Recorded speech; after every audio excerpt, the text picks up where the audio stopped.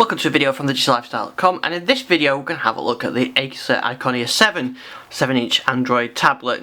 It's difficult to stand out in an Android market. There's a lot of tablets out there, but this one is fairly budget priced, around £99, so it's a nice cheap option. So what we're going to do, we'll open up the box, fire it up and see what we can do with it.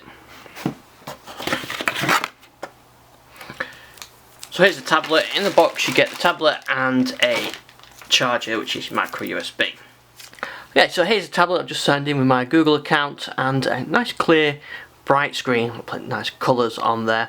I've just signed in with my Google account, so I'll fire a few things up. So let me just give you some of the specs first. This screen is 1280 by 800, so it's not the high-res screen of, say, the Nexus 7 or the Iconia or the Acer Tab that I reviewed recently, but it is very clear and perhaps not too reflective either. It's hard to show really on the camera, but it's definitely not that reflective when I'm looking at it in here in person. And it looks very sharp actually, so I quite like the look of the screen. Right, it's got a 1.8 GHz Intel Atom processor. So not running a Snapdragon or anything like that, it's running the Atom processor with 1 gig RAM. So the 1 gig RAM is a bit on the skinny side, but for a budget tablet I suppose this is what you probably expect. And it's got 16 gig of storage, which, like I said, you can expand with the micro SD card. It's got this coating on the screen as well to stop fingerprints, so let's see how well that works. I've just turn it off. This usually shows up fingerprints quite well, and actually I have to say that works pretty well. You can't see any fingerprints on there, whereas if I get my Lynx tablet and you see the fingerprints show up on there, so they've done a good job with the coating on that. So switching from app to app, there's a slight lag every now and again. That's probably down to the 1 gig memory as well as the processor, and it's probably not as snappy as some of the other tablets that I've played with, although my Nexus 7 is really slow now since putting KitKat on there. This, I should say, this runs KitKat as well, Android 4.4, not Android 5 with the material design yet anyway. It may come, but it's not available at the moment. You also get a lot of these apps installed, Acer Portal, Acer Store, Acer Suggest, you know, all these Acer stuff, which I'm not that keen on. We've talked about these before, these AB apps. These are sort of Acer streaming media apps, or for documents you can store them in sort of central locations and stream them to this device. There's also Acer Cloud as well for storing stuff on the cloud, but I tend not to use those. I just tend to use the standard Android services, and drop boxes on there as well, Amazon Store. So you see this is clean install, and there's got quite a lot of install on there. Some things you don't need, like McAfee security. I'm not really keen on those kind of things. So we've got a 2 megapixel rear camera, which when I finish this video I'll take a couple of shots with this outside, and I'll include a link that goes with this on thedigital-lifestyle.com. And we've got a front facing camera as well, which is 0.3 megapixels. So okay, maybe for selfies, there we go. And that is really about it, but it's not too bad. It is usable, and certainly the 2 megapixel camera is useful on a tablet. I mean, I don't really want to take pictures on a tablet, to be honest. I use a phone or my proper camera, but it's nice to have the option. Right, let's try some performance. So here we are with the web browser. Again, a little bit on the slow side as it loads up. I've seen this a lot faster on other devices, and I know that the network is good, so it's a bit on the slow side on accessing some of those services on the browser.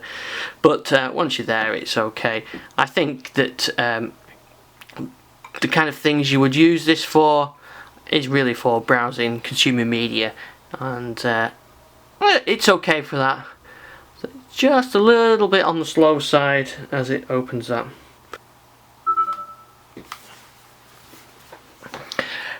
So there we have it, open the page, and as BBC, and it's pretty quick to switch between tabs, and fairly reasonable for browsing. So that's a good thing, although I noticed, yeah, it's opened that page. So a little bit on the sluggish side, perhaps we'll try on some apps and see how that compares. Now what about watching video on it? Let's just try a YouTube video. Here's one I prepared earlier. So here's a YouTube video, and this is pretty good for watching videos on actually. Let's just run the volume up. It's not it's decent loud, it's not too bad, there's the volume reasonable. It's okay for watching media on like that. And it's nice and bright and sort of clear, so very good for watching videos. So it'd be great for watching iPlayer, BBC iPlayer, or Netflix, like I said, YouTube, any other apps like that. So good for watching videos on, good for media consumption. Nice clear actually. I really like that screen, considering it's 1280 by 800. It looks really good on for watching videos. Something else I've just spotted that it's perhaps not on standard Android, is something called Float Gadget, where you can have a floating window. You can go Float Gadget, and then you've got the option of a notepad, a calculator. Whoops, I just got, see there, you've got this option, notepad, or whether you can collapse, calculator, and calendar. So kind of an extra thing that you can have on there, so you've got quick access to those. And I guess it's not a bad idea. I mean, I think you could probably switch from app to app quite easy anyway. But yeah, there you go. It seems okay. Another nice feature that I found here is that double tap to wake, which you just switched on here, which is something I use a lot on my Lumia phone. So you got it switched off, you double tap, and it wakes up, and I think that's a great idea. And I really like that feature. I miss that when it's not on other devices I use. So I've just tried a game, 3D game. So as you can see, it seems fairly smooth at 3D games. The processor is probably pretty good for games anyway. So we've got a game, and with the Atom processor, this seems fairly reasonable, and it's playing fairly well. Whoops, that's not so good, but see, it's okay. And then if I switch back to browser,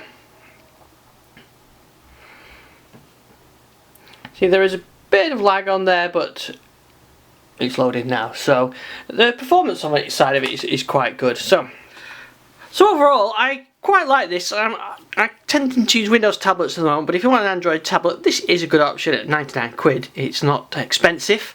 It's got a sort of nice soft plastic back, which I quite like. Battery life, we'll have to wait and see. Got some more testing to do on that. I'll probably put a link with this, and we'll see what the battery is like. So I'll probably put a link to the DaisyLifestyle.com with it when I've spent some time actually testing to see how long the battery life. Yeah, you get the Android, you get some of the bloatware apps which you don't necessarily need, but the screen is okay. Reasonable brightness, not particularly high resolution. It doesn't feel too cheap, it feels quite nicely made, and a nice little tablet, great for browsing, the odd game, and video consumption. So that's the Acer Iconia One 7, that's the 7-inch version. I think there's an 8-inch version as well.